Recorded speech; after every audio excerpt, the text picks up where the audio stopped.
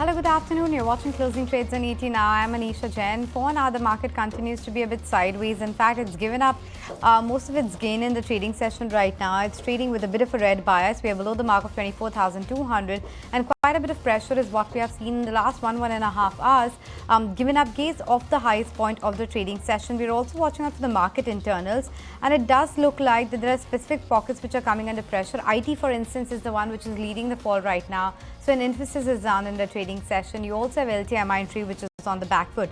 A couple of good earnings that came in the last few minutes and they are reacting positively. So you have Bharat Forge, for instance, that had managed to gain as much as 4% after it reported a good set of numbers. And more importantly, the commentary was something which was quite positive about Q2 as well. So that stock reacted positively back at the highest point of the trading session. MRF2, that heavyweight, had managed to react a bit to its earnings. It is some of the names which were doing well yesterday that continue to gain ground today as well. So for instance, Lupin was up 6-7% yesterday. It's piling on gains today as well. Symphony is up another 13% in the trading session. Tata Motors, which was up 2.5-3% yesterday, is up another 2.5% today. After that launch of Curve yesterday, the brokerages are quite positive about the category itself, and that's the reason that stock is higher. India VIX is also a bit volatile. It's above the mark of 16 right now. Remember, today is the day of weekly options expiry, so maybe ahead of that we are seeing some bit of volatility.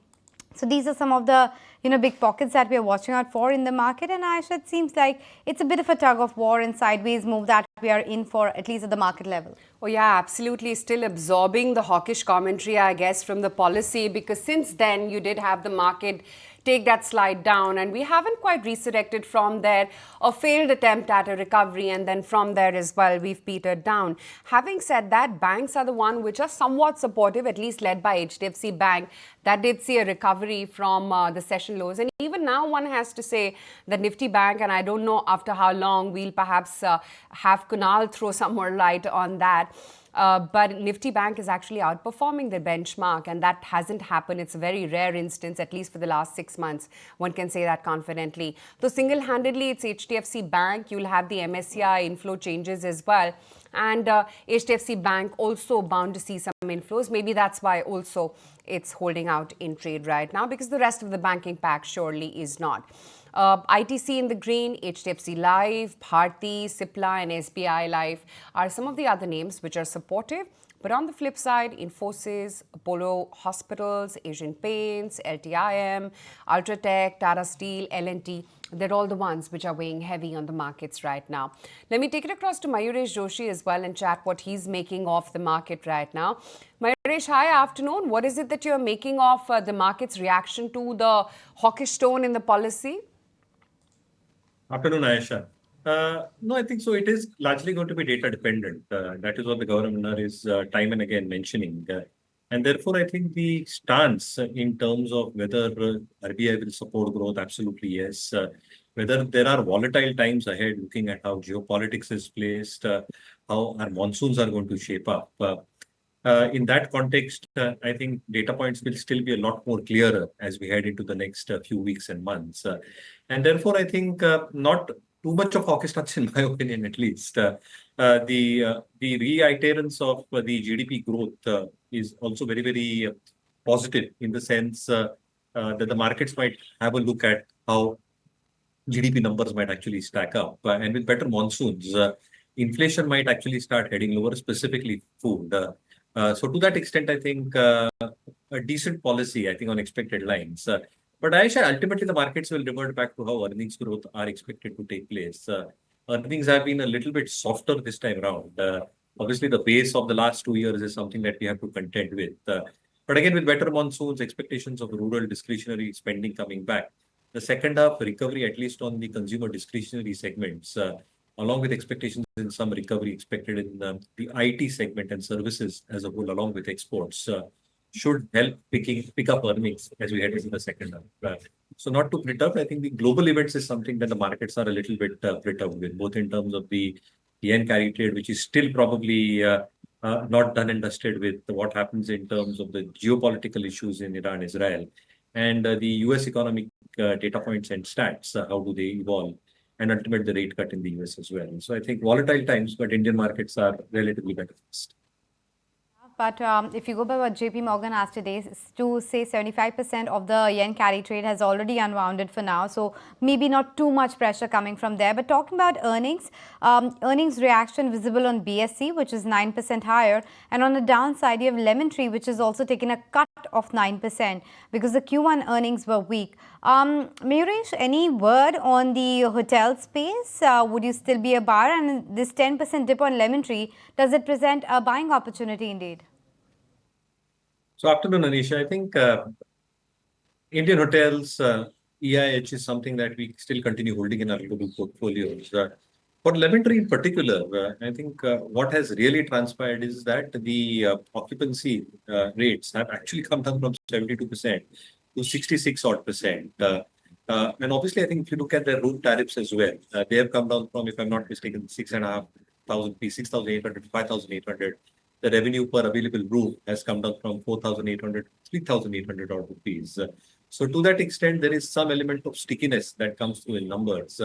But one must also understand, both in terms of their own properties as well as the managed properties that Lemon Tree has taken over. They've had a substantial addition in the last few quarters. So the ramp up is going to take time. So it's absolutely a transition phase. They are also doing capex in a few of their other properties. The refurbishment expenses as a percentage of total expenses has actually gone significantly higher, which is also a good sign in terms of maintenance of their properties as well. So yes, I think a little bit below par for Lemon Tree, but from the space, Indian Hotels EIH still remain holds at our end, and as a clear disclaimer, we remain in a global portfolios. Okay, so that's a view coming in as far as some of these hotel stocks are concerned, I beg your pardon. But BSE, that stock is higher by 9%. In fact, BSE and NSE both interestingly came out with the numbers yesterday. My colleague Sharad has done some number crunching as to how the numbers stack up. Let me take it across to him to get a better sense of the numbers because BSE is clearly flying away. Sharad? Yes, actually, if you look at it, a strong performance for the June quarter comes up both for BSE and NSE. But now let's look at how they actually perform against each other. That will be very interesting. First, we pick up the revenue growth and the PAT growth itself. And if you look at it over here, the BSE numbers, they come in at almost 149 odd %. And also, if you look at NSE, that comes in at 51%, a kind of a moderation growth when it comes to NSE. But do remember, BSE had some one-off adjustments in the base quarter as well. The CDSL stake also was there, which impacted the higher PAT numbers. Now, let's look at the margin growths and how the EPS stands. That is also something very important to track. If you look at it, margin growth was almost 600 basis points when it comes to your NSE, and for BSE it was 1400 basis points. So that is a clear winner here, BSE. But if you look at the overall EPS numbers, that itself is almost 3 times of NSE as compared to BSE. Also, let's look at some operational numbers, the average daily turnover, how it happens for the cash market. That is something I'd like to point out. The growth, look at these numbers, 124% for BSE, NSE this is 110%. The market share itself, of course, is skewed very highly in the cash market when it comes to NSE, but the derivatives market share, now do remember this includes FNO and it's on a calculated basis. It itself, NSE has been gaining for the last 4 to 5 odd quarters, coming in at roughly 25% of the market share. So that is something which BSE has been gaining. And also there's some key commentary coming in for BSE, like what are factors leading to strong growth. The Star Mutual Fund transactions, that has gone up 72% on a year-on-year basis. For NSE, if you look at it, a strong performance across segments, they also have recorded. And also the derivative segment for BSE on a low base that has been growing.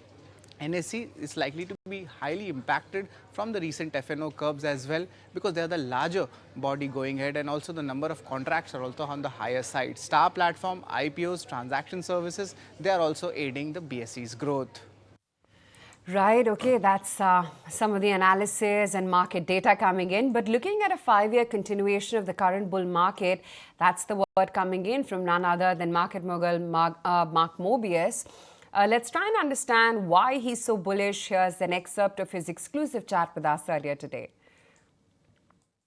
Mark, we are calling the bull market in India as the common man bull market. It started because of the force of domestic institutional investors. The previous bull markets have been named as TMT bull market or infra bull market.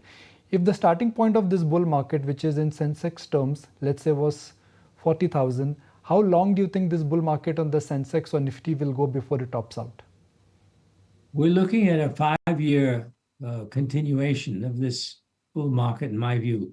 Of course, there'll be corrections along the way. You'll get 10%, even 15% corrections. But generally speaking, this is a 5-year trend. And as long as the growth rate continues the way it is going, we can go on for much longer than that. 5 year you're counting today, and then 5 years you're counting from the bottom, which is 2021, and then 5 years. Yes. Yeah. It looks, India still looks terrific. My question is, just to get it right, when you say it's a 5-year bull market, your starting period is today, or your starting period is the bottom of this bull market, which was in 2021? Starting from today, I would say. Oh, wow. So you feel that this bull market still has another 5 years to go? Wow, again. Yes. Not only 5 years, 10 years to go.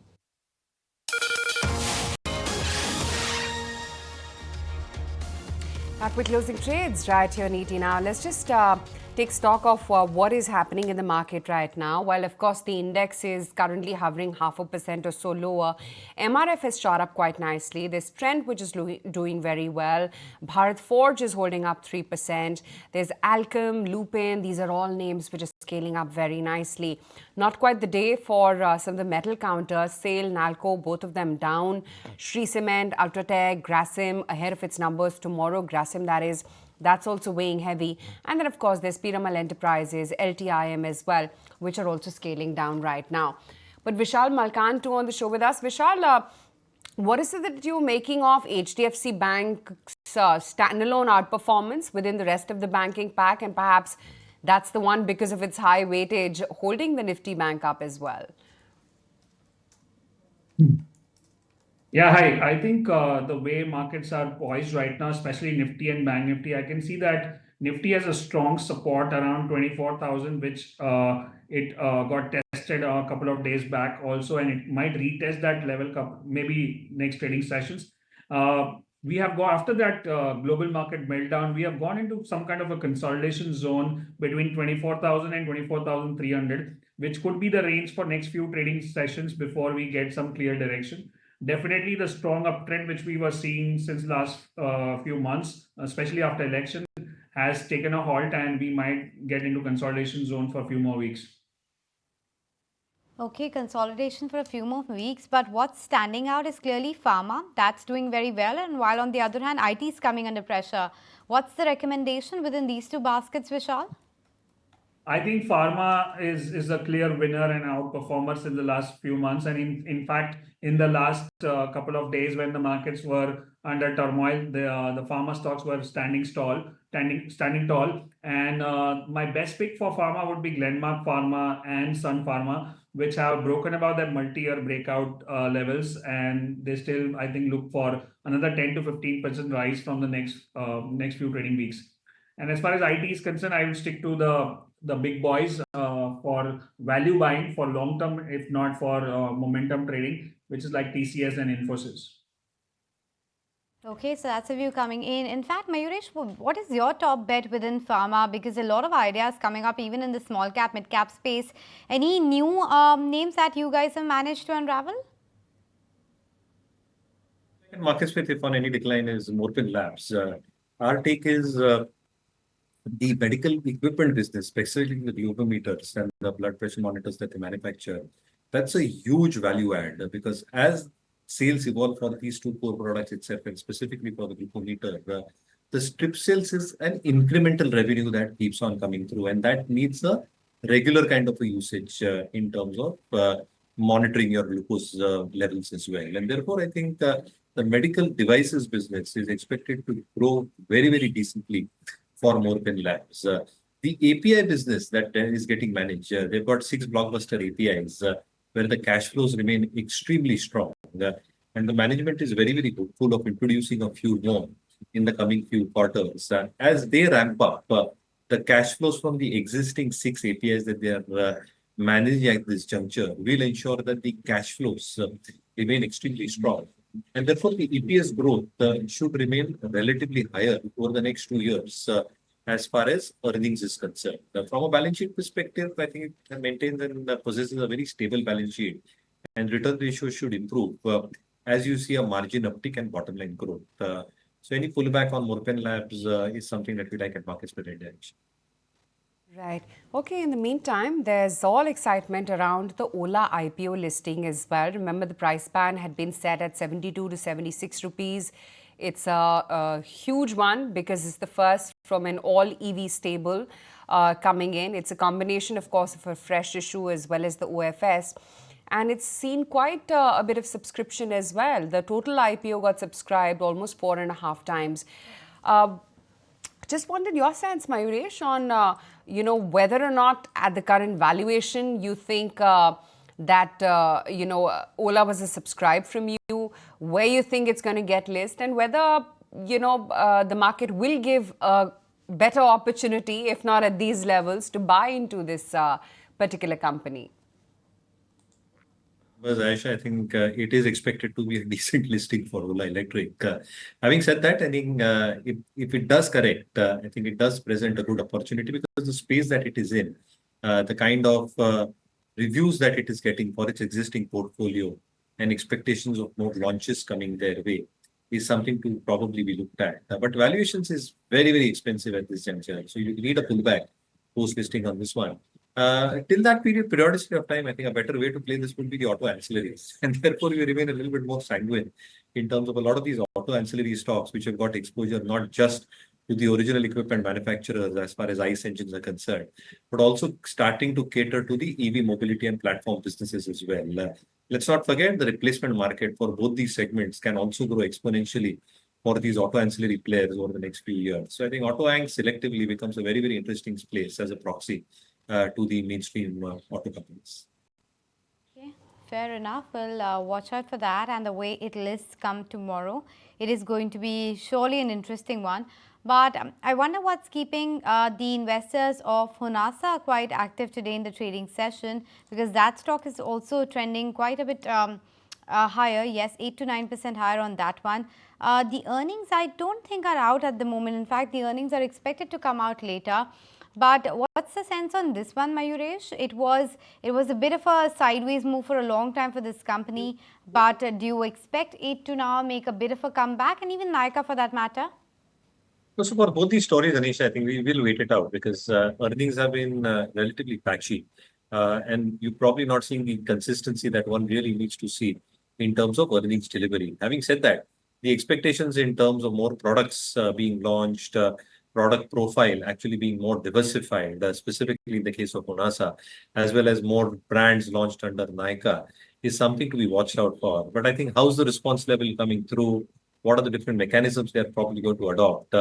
And the multi-channel approach that probably ensures that their volume growth probably remains very, very stable and not sticky as we've seen in the past. So would ideally like to see both their numbers, but our sense largely is that they are going to remain in a range-bound action for some periodicity of time. Obviously, from the lows, both these stocks have bounced back over the past few months. But again, I think there will be stickiness as far as numbers is concerned, and therefore a range-bound action is something that we perceive for both these counters going forward as well. Okay, we're going to take a very quick break on that note. Come right back. We'll continue tracking markets on the other side.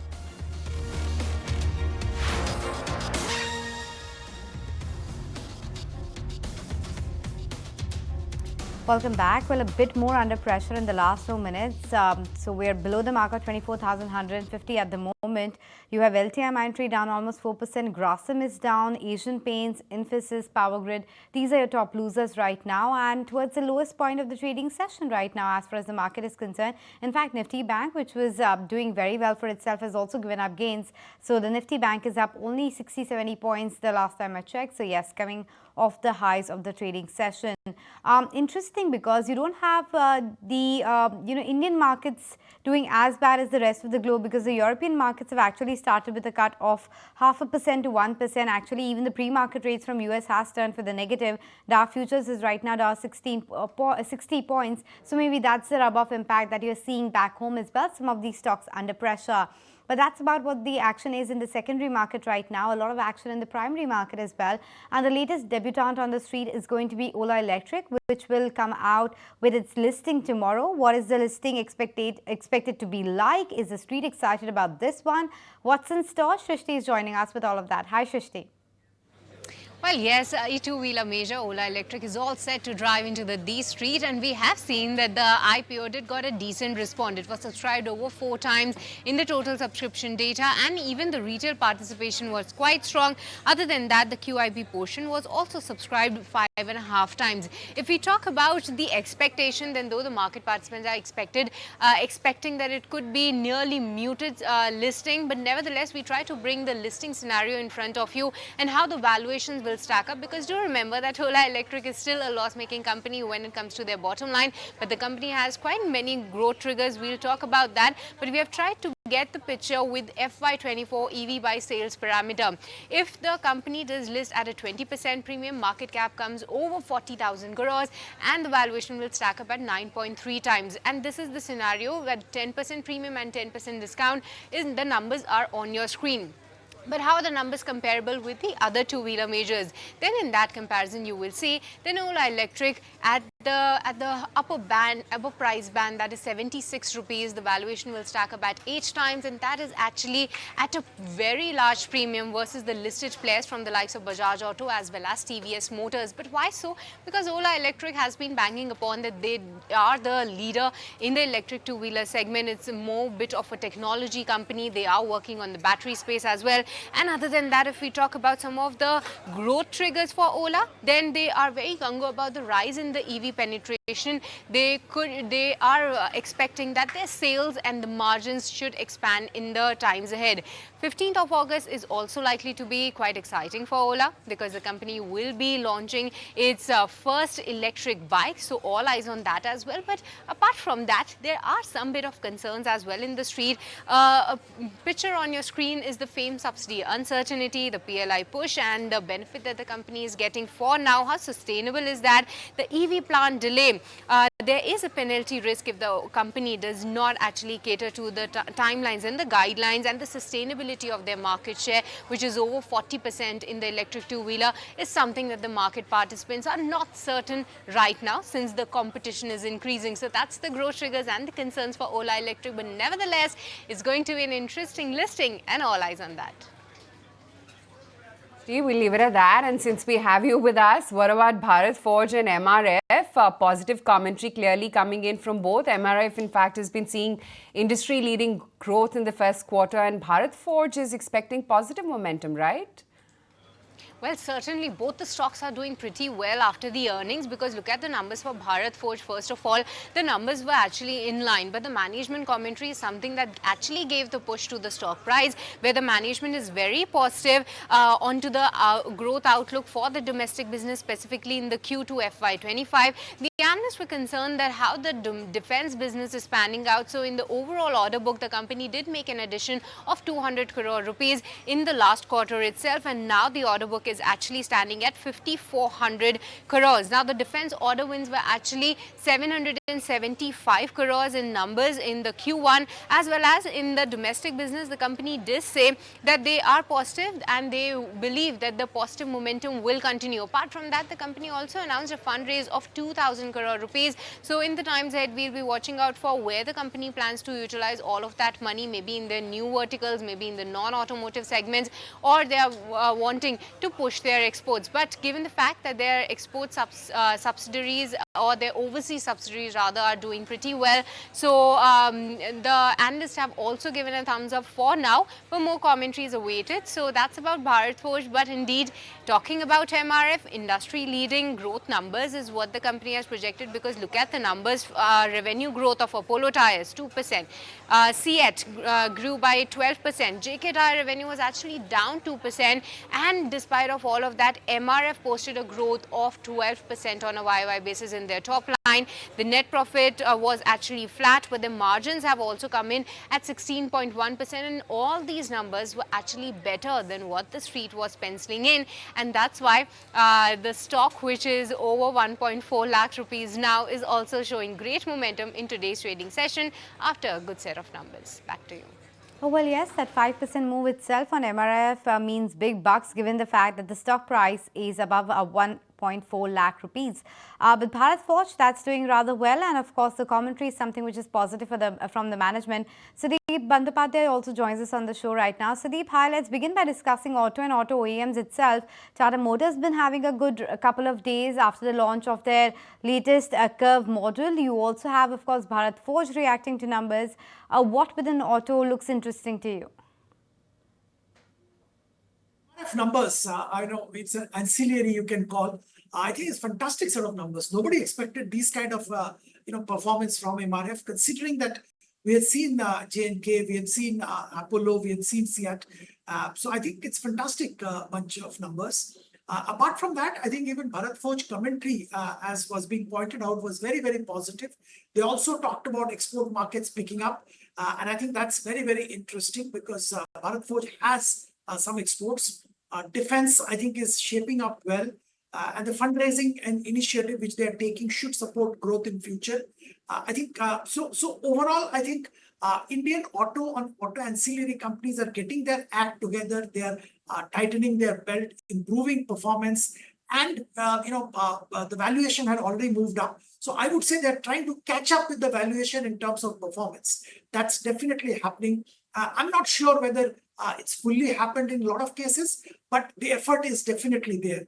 As far as Tata Motors is concerned, yes, the new launch of the curve was an interesting development, but I think I'll be a little cautious because the commentary on JLR for Q2 is not that robust, and I think we'll have to wait and watch. There are a lot of headwinds in China and Europe as far as JLR sales is concerned. So, and Tata Motors, majority of the consolidated profit comes from JLR. So we'll have to wait and watch. EV, while being interesting and futuristic, at this stage it plays a very, very small and insignificant role in overall Tata's profitability.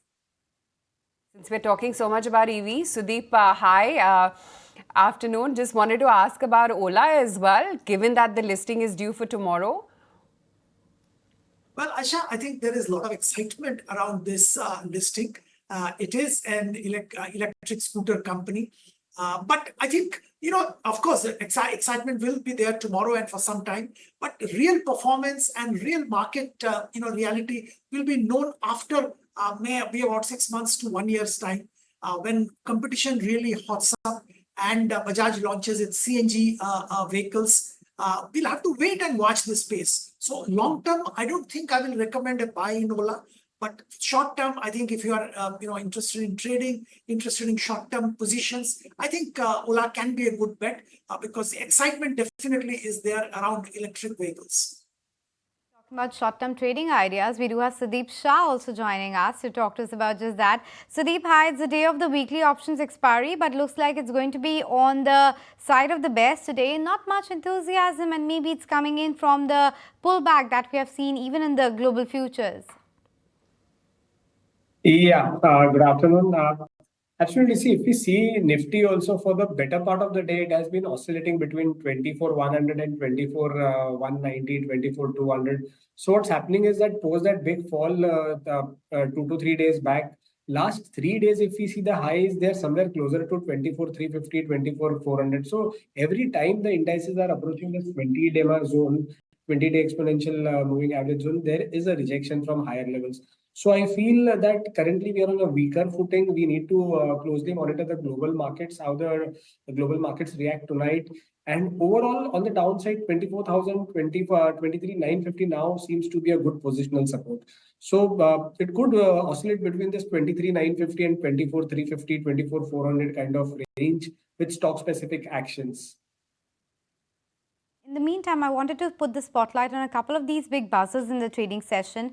ITD Cementation was reacting to its earnings and the fact that perhaps the company is on the block because the promoter is looking to sell out stake, even though it's in the preliminary stage of that discussion. And the other one is Symphony, which has been running for the last couple of trading sessions. Let's hear out what the management had to tell us in our earlier conversations with them.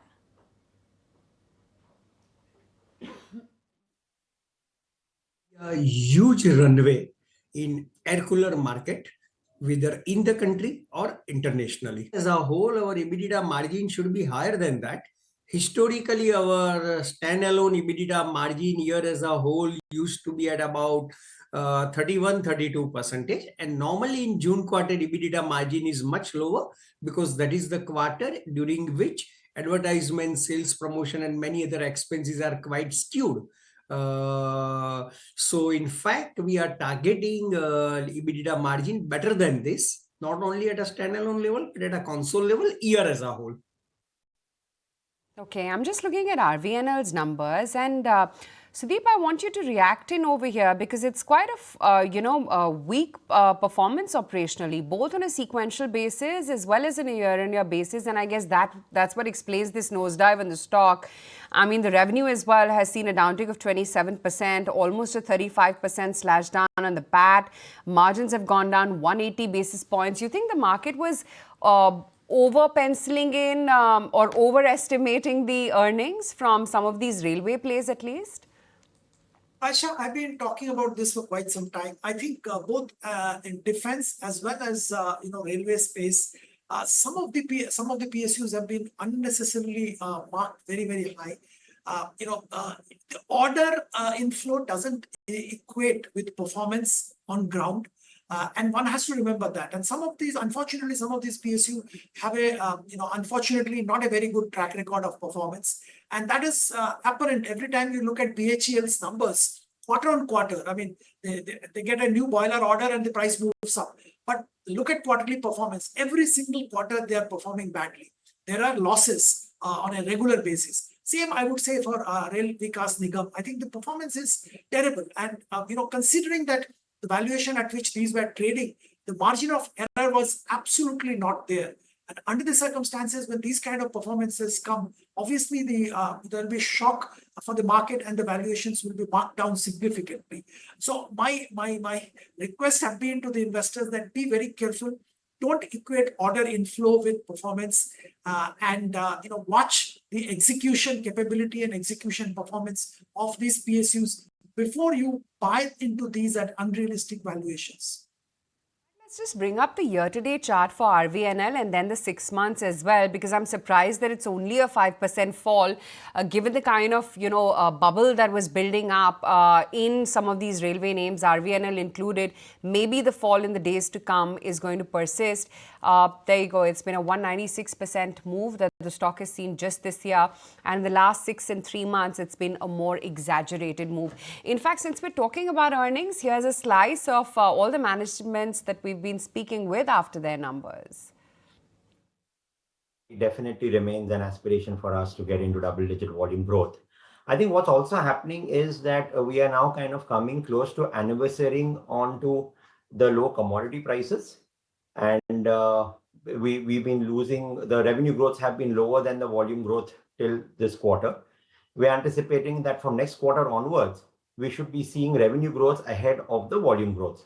So there will be a 2 to 3% kind of gain on price, which should start coming in. We would want to be in the range of 25 to 27%. That's the range in which we would want the margins to operate in. And we're quite confident using various levers in terms of cost saving. We should kind of sustain margins in these bands. Volumes, yes, we will be doing minimum 10 to 15% growth in the volumes of the total. And also the EBITDA should be improved, even though on the year basis, we should be definitely doing more than 20% EBITDA on the total sales. So this is looking into all these expansions will be coming in the part of the financial year. We'll be having those revenues in this financial year. And the next year, definitely all this will be running at least 50-60% capacity will be running even though in the first year of the operations.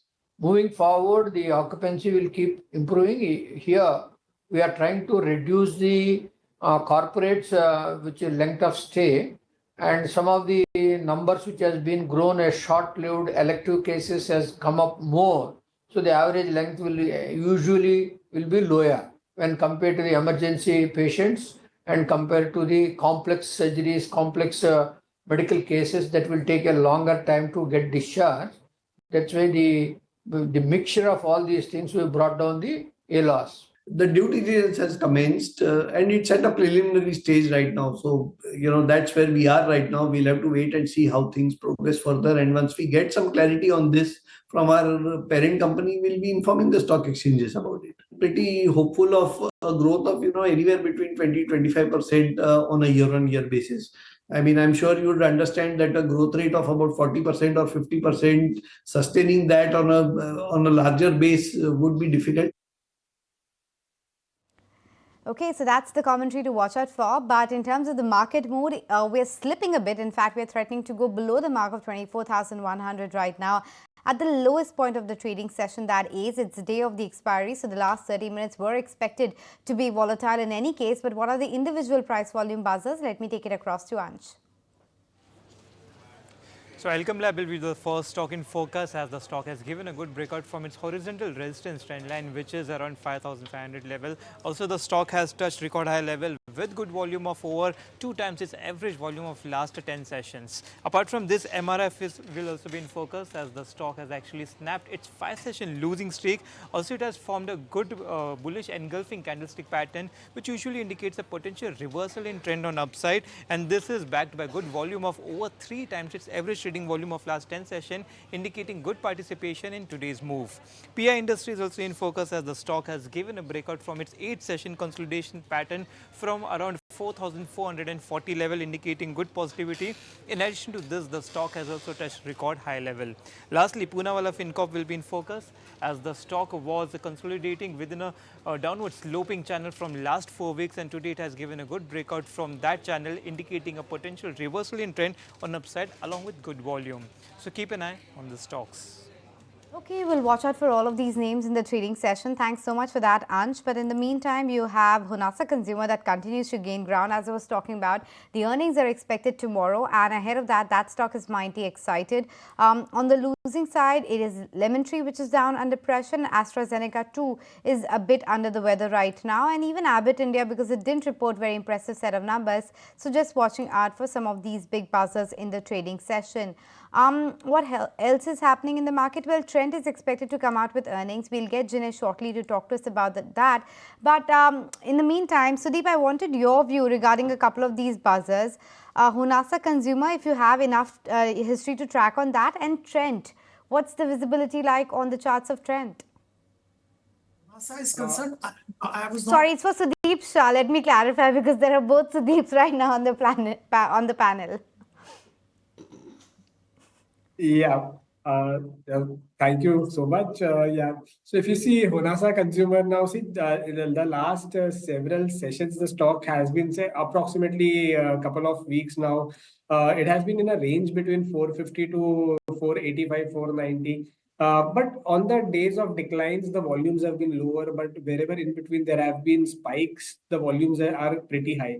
So that means, that confirms that on the buying side, the volumes are incremental, and with a medium-term uptrend, I feel that the stock will continue its up move in the next couple of sessions to even a couple of weeks now. So on the downside, 480, 482 level seems to be a very good support. And if this the larger picture, if you look at the larger picture, post this consolidation breakout, the stock could head up higher up to 530, 550 levels. And in such a market, when we are seeing such a selling pressure across mid caps, this is outperforming. So I feel even with the relative strength perspective, this looks good.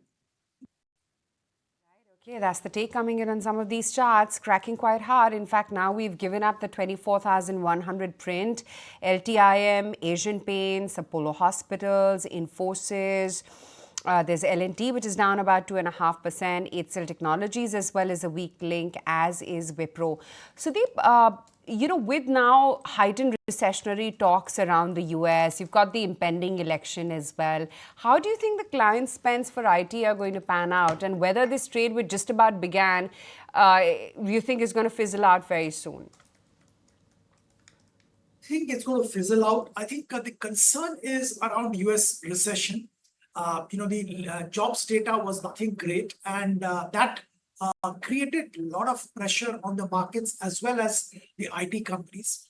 Now, I don't think the US Fed has penciled in a recession scenario, and I think it's a little premature to think about a US recession.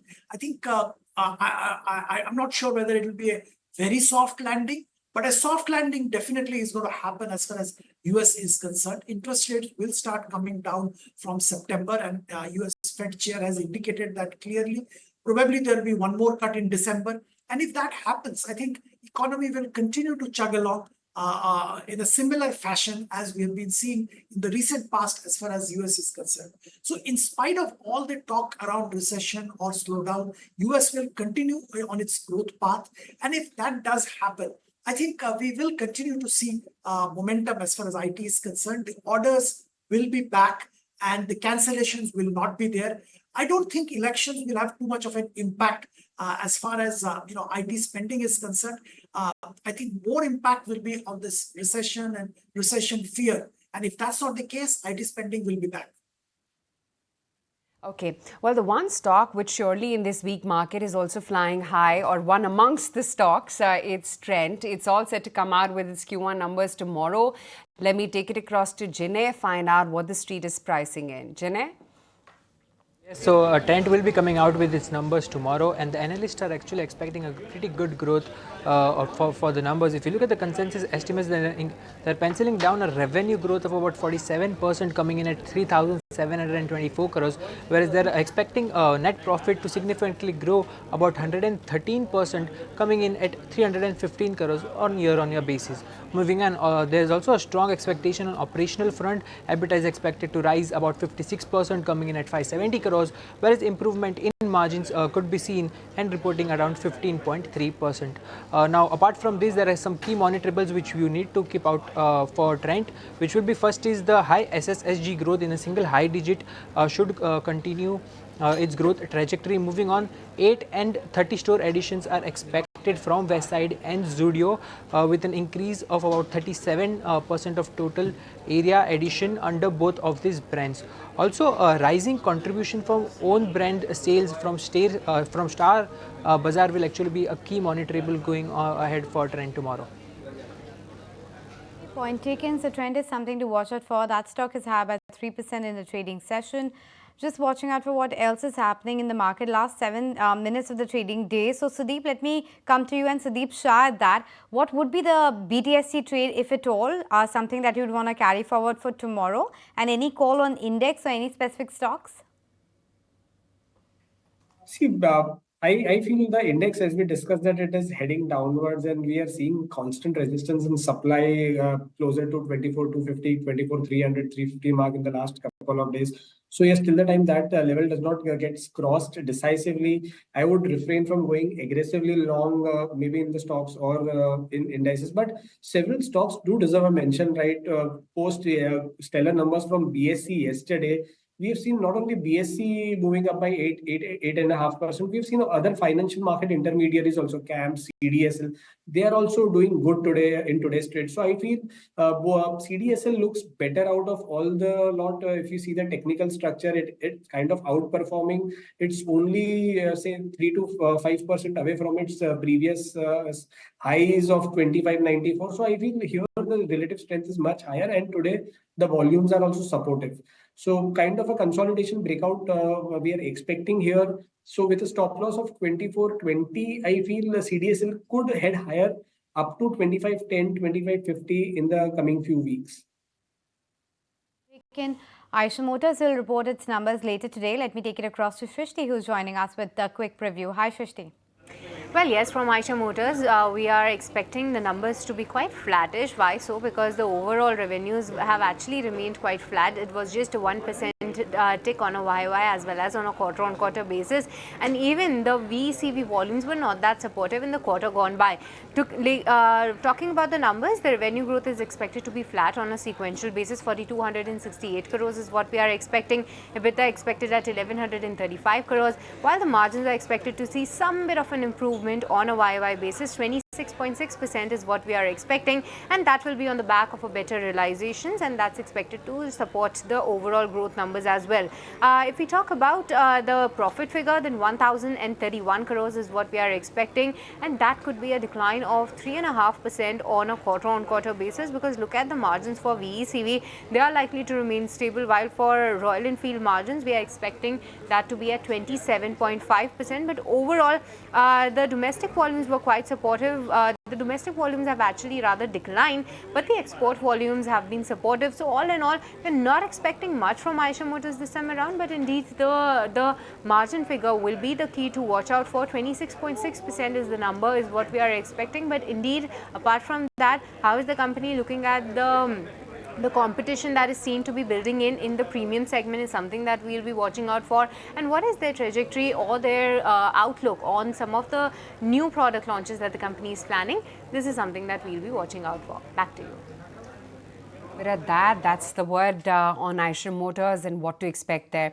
Sudeep, just wanted to understand what your portfolio strategy has been in the last month or so. And I mean, I could squeeze down to a few weeks as well. So the Bandopadhyay, that is, it is a fundamental question.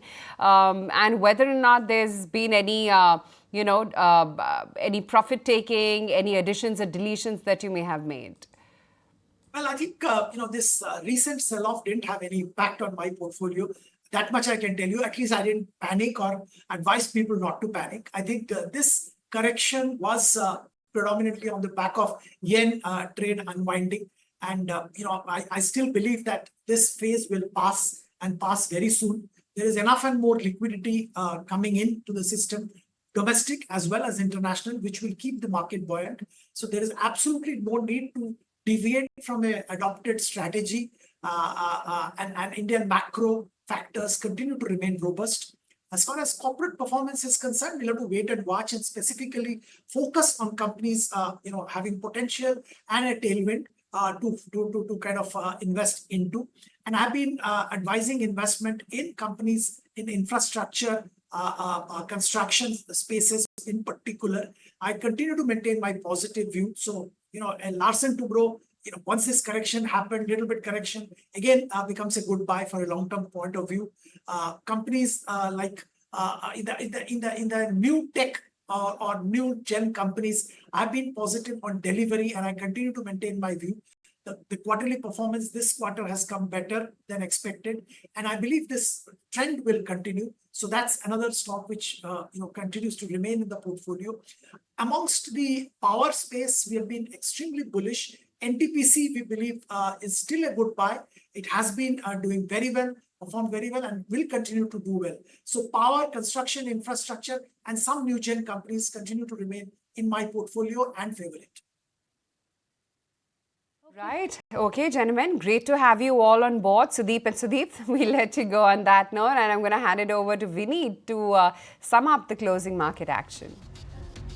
So it's been an interesting day because we did see some recovery coming in the Nifty at some point of time, but then off those high levels and closing almost at the day's lowest point, 24,097 is what the Nifty will be closing at, just around that lowest point of the day. Nifty Bank 2 is seeing a decline of almost 0.03%, but the sharp fall came in from the Nifty IT side. So Nifty IT also is seeing a sharp fall coming in today, down more than 2%. Nifty Mid and Small Cap, both of them are off the day's highest point, down by almost 1% from the day's highest point, is the broader market. So broader markets also clearly seeing a bit of a pressure coming in today. Let's pull up that IT names. So let's pull up Infosys that we have. Let's pull up something like Wipro, LTI Mindtree, all of them, Emphasis, Coforge, surely seeing a sharper fall coming in, and all these IT names clearly under pressure today. Other than that, what is not doing well today was the Nifty Metal. So yes, all these metal names were also under pressure, whether you look at Analco, SAIL, Hindalco, all of them, JSW Steel, Tata Steel, all of them down almost 1 to 2% in a trade today, and more than that. Pharma, that's the only one which seems like is managing to hold on to some bit of a green today in the market. And at the defensive side, seems like it's playing out. We had a brokerage note on Lupin, Sun Pharma managing to hold on to a slight bit of a gain, but Pharma today is among the names that is managing to hold on to some bit of a gain, with Alchem on the back of numbers, Cipla, Natco Pharma and Ipca Labs, other names buzzing on the pharma side.